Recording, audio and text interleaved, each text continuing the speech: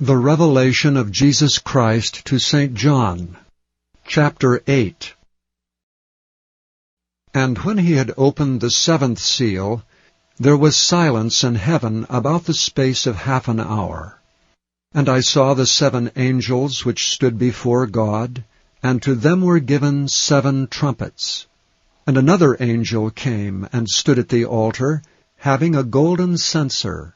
And there was given unto him much incense, that he should offer it with the prayers of all saints upon the golden altar which was before the throne.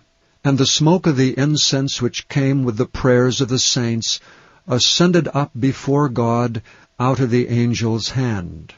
And the angel took the censer, and filled it with fire of the altar, and cast it into the earth.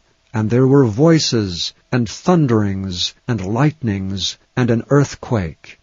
And the 7 angels which had the 7 trumpets prepared themselves to sound. The first angel sounded, and there followed hail and fire mingled with blood, and they were cast upon the earth. And the 3rd part of trees was burnt up, and all green grass was burnt up.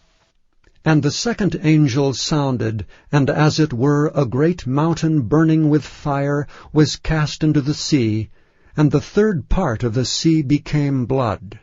And the 3rd part of the creatures which were in the sea and had life died, and the 3rd part of the ships were destroyed.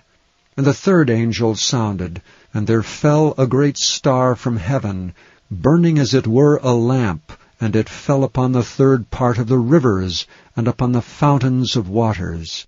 And the name of the star is called Wormwood. And the 3rd part of the waters became wormwood, and many men died of the waters because they were made bitter. And the 4th angel sounded, and the 3rd part of the sun was smitten, and the 3rd part of the moon, and the 3rd part of the stars, so as the 3rd part of them was darkened, and the day shone not for a 3rd part of it, and the night likewise. And I beheld and heard an angel flying through the midst of heaven, saying with a loud voice, Woe, woe, woe to the inhabitants of the earth, by reason of the other voices of the trumpet of the 3 angels which are yet to sound.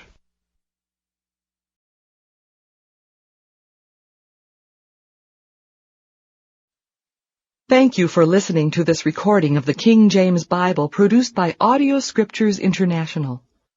Audio Scriptures International believes it is more important to spread the Word of God than to make a large profit.